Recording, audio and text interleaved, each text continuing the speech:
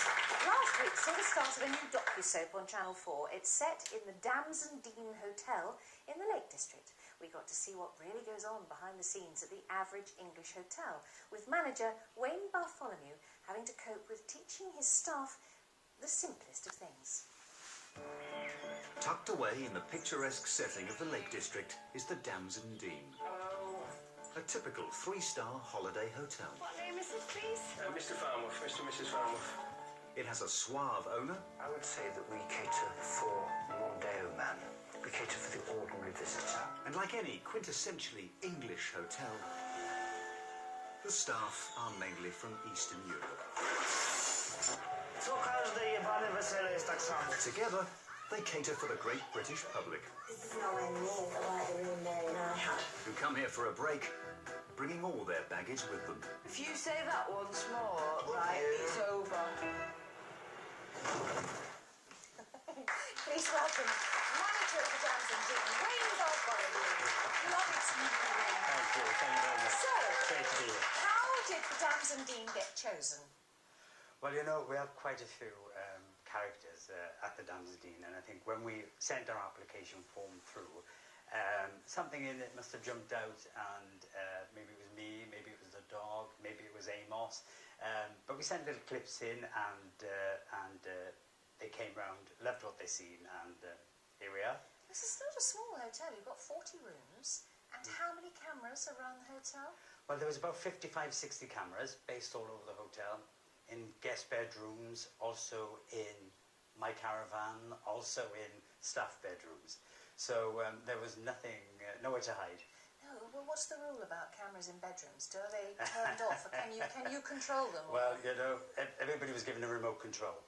And what they wanted was, you know, you can turn the camera on when you're ready to be filmed and turn it off when you're ready to go to bed. Yeah, I wasn't given that luxury.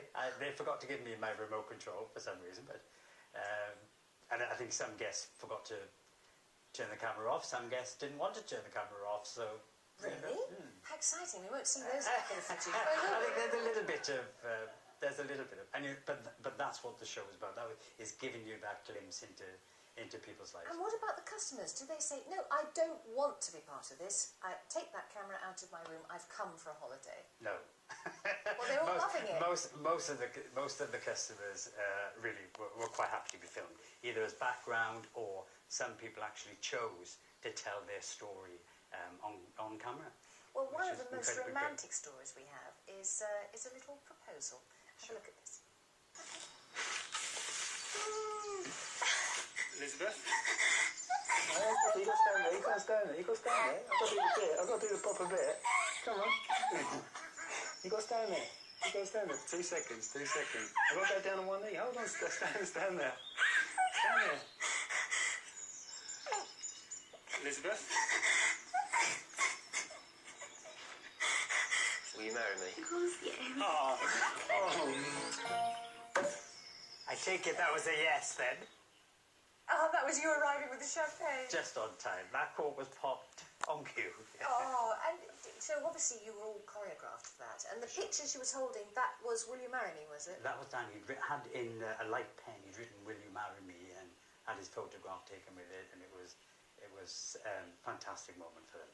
But earlier on in the day, what you don't see was I was speaking to Liz and asked her, you know, was she here for a romantic weekend? And she said, you know, we've been together a long time now, and look, not even a ring. And she had no idea what was about to happen that night, and I did. Yeah. So the guests can be fun and fantastic. Sure. Staff, on the other hand, can be complicated if English isn't their first language. Sure. Have a look at this. Now, yesterday they ordered some special bread for me. Rye bread. Right. Rye. Right. Rye. Right. Rye. Right. No tea. Rye. Man, white bread. White, rye bread. Fried bread. Rye bread. Fried bread. She said it's a special bread. Fried bread.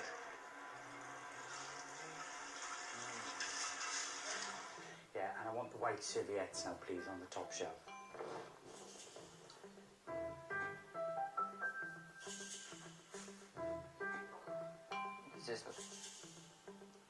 you think that's a serviette? I'll try again. Do you know what a serviette is?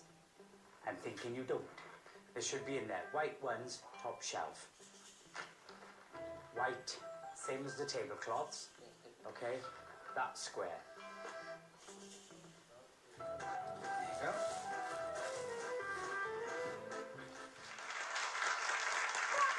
How many staff do you have?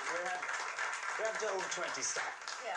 And some of them, their English levels are better than others. But you know, Amos is such a terrific guy. And he said on camera, you know, that he's happy to be in our country.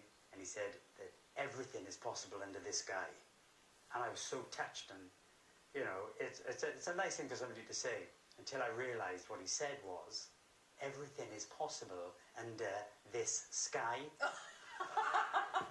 So then I went to kill him again. Yeah. Bless you. Now, I love the fact that you live in a caravan in the grounds with your dog Fly. I do.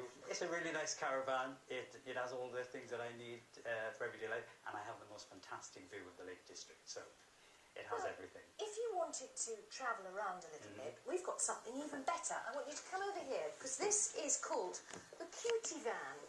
I want to show it to you. Here we are. If you stand over there, I'll open the door. Ta-da!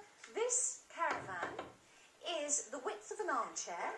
It has a television, tea, coffee, biscuit facilities, a decanter full of cherry brandy, a DAB radio. It will do up to 5 or 6 miles an hour, I think. Television aerial on the top, you see. And it's wide enough to get through doors, to go up shopping aisles, and to go along the pavement. So for those people who have either a very small Land Rover, like this, or maybe one of those wonderful scooters, you know, people go around those scooter mobility things, be perfect for you. So we thought you might like that. I'd love this. Would you? It's not quite the Winnebago I was hoping for, but I think it'll... This is a mini Bago. Do you want to jump in? Just try it. For sure, and the dog will go... Well, he'll be driving. Hang on, how's that? Well, when the caravans are rocking, don't come knocking. Oh! Nice one. Wayne, thank you very much indeed. You must catch this programme. It's going to be absolutely huge. It's the hotel. It's on Channel 4, Sundays, 8 o'clock, and Wayne's stuff. Thank you very much Thank indeed. You. Now, thanks to the power of Twitter, Ollie Smith has ridden a roller coaster in Brighton.